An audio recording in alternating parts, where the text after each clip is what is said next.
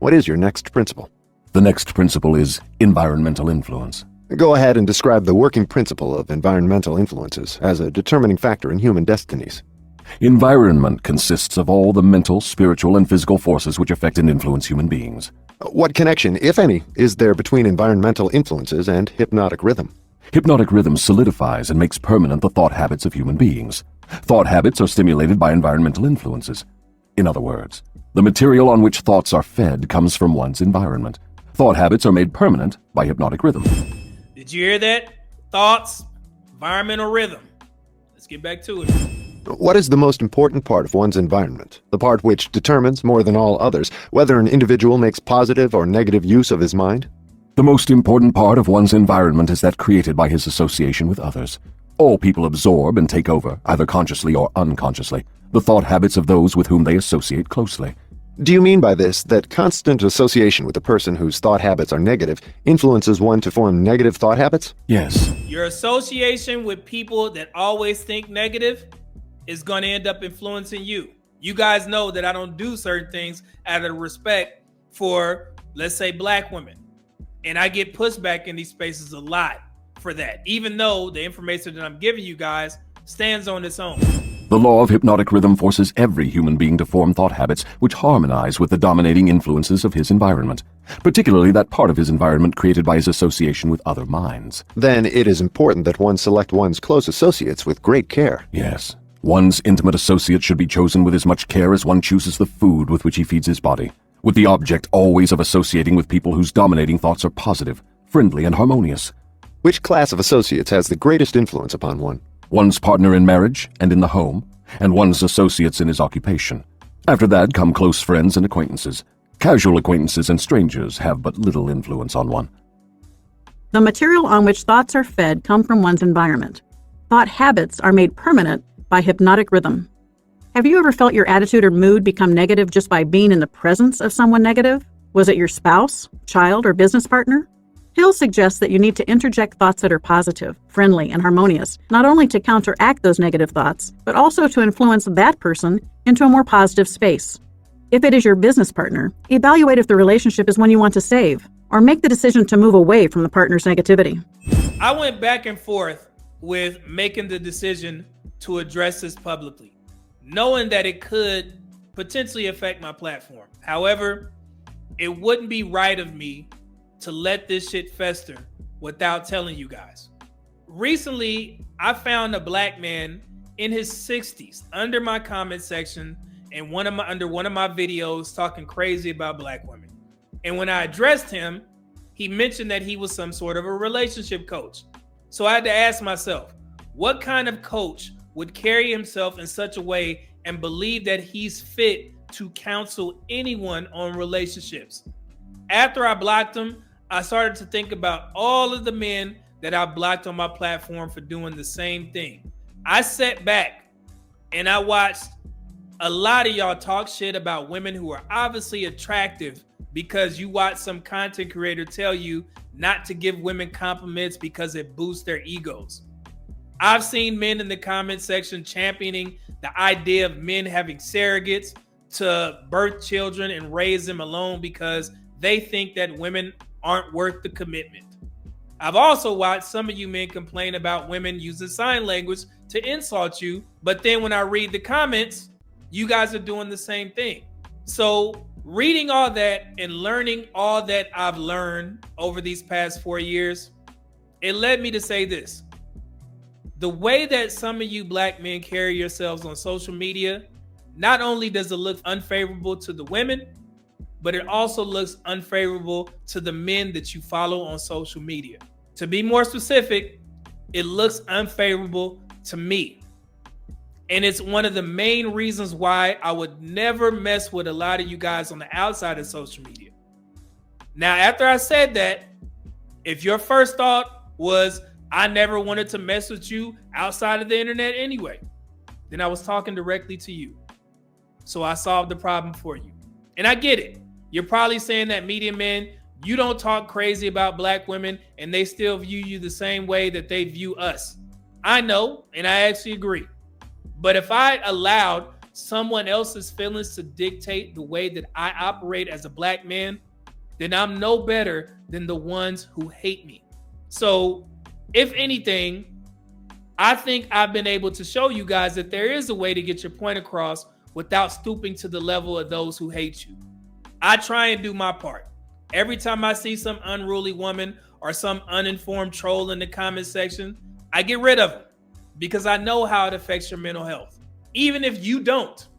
And let me address the black men with smaller followings who take my videos, Kendra G videos, and any other videos that you disagree with, and you feel that it's necessary to follow in the footsteps of some of your favorite content creators by insulting black women just because you think that it'll make black men like you. Let me tell you, it won't. I don't like none of you niggas. And I pray that me saying that doesn't mean anything to you, which is why I would never fuck with you. So to the men that think it's cool to carry yourselves in a disrespectful manner on social media, I want you to listen to me. You are no better than the men who fund an OnlyFans model's lifestyle. Whenever you see one of these girls unable to find a good man, the logical thing would be to ask, what do you mean? There are thousands, millions of men who have subscribed to your channel. You could just marry one of them. You know what her response would be? Hell nah. I would never marry one of those losers. Replace the OnlyFans chick with your favorite content creator who's probably married and financially stable, and then replace the losers who fund the OnlyFans model's lifestyle with you. Make sense? You are no better than those guys that fund an OnlyFans model's lifestyle. I know that telling you this may affect my channel, but I wouldn't have a channel if I couldn't be myself. I just want to be clear. I sat back and I watched, some of the most toxic shit in the comment section, and I thought about clipping it up, putting screenshots, but y'all know this shit happens, man. So if anything, on my channel, don't be shocked when you see me talking directly to the men, particular black men, because I've been doing this since I started this channel. This is not all about what women do wrong. Don't come in my comment section saying, man, you always dragging the men for the way that they dress. Bro, it ain't no dragging. We grown ass men. We ain't women. There is a double standard. Yes, there is a double standard. The way that I can talk to you guys as grown ass men than the way that I talk to these women. And none of that has to do with me not telling women the truth. Okay? We are not like women. And quite frankly, it's embarrassing that I see some of you guys using that as an excuse. Women do it. Y'all got to stop that shit, man. And like I said, some of y'all favorite content creators, they champion this shit. They will go out there, say some of the craziest stuff about black women. Y'all in the comment section giving them super chats and shit. But if you saw them on the street, they wouldn't fuck with you because they think y'all weird. And like I said, we know that a lot of these guys are married. They're successful, and they looking at y'all sitting there carrying all this damn negativity, and they feed it because the monetary gains are crazy. And I told you guys this before. My channel would be way larger if I was doing that type of foolery. Yeah, I get a lot of women that want to be on the show, but I'm not going to bring them up here to get cooked. It's just not me. I would be literally playing a character if you guys saw me cussing women out on here. Because even my family wouldn't recognize me. Nobody would recognize me. Like, man, when the hell did he start getting like that? That would be a character. This is me talking to the dudes, giving y'all advice, talking to the ladies, being respectful. Being respectful doesn't make you, some sort of punk or nice guy. No, man, you good men.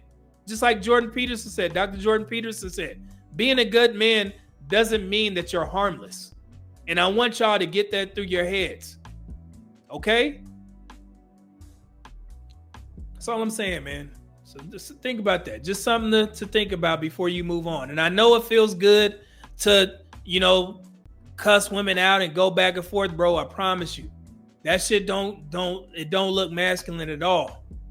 And I don't know how much stock you guys put into my opinion, but if I'm sitting there telling you that I do pretty well for myself, man, and I see some places where black men in particular can improve, and giving people fuel, to fire their hatred for us, I really wish I would stop that.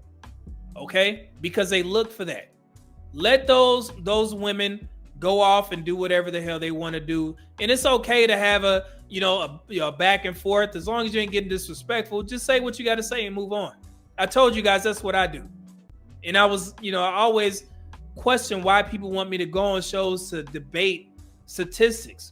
You don't debate statistics and research unless you have something to refute it. I'm not going to use my statistics and research against somebody's opinion. And then we go around the panel. Do you believe this or not? What is there not to believe? That's why you got blackdemographics.com putting that little paragraph in there saying, well, black men, they usually don't put their names on birth certificates, because they know that black men were actually feeling good about ourselves. But they was like, you know what? We see all these messages, so let me go ahead and throw this monkey wrench in the system. So when black women go to this website, they'll see that these statistics of black men, only 46% of black men ever fathering children, it may not be true. That's what they did. And I addressed that. It's crazy. So yeah, man, I try and make sure that y'all have the important knowledge so you can go out there and do what you need to do. So keep that in mind, man, before when you go on one of your favorite content creators channels and they talking shit about women, why the hell he talking like this?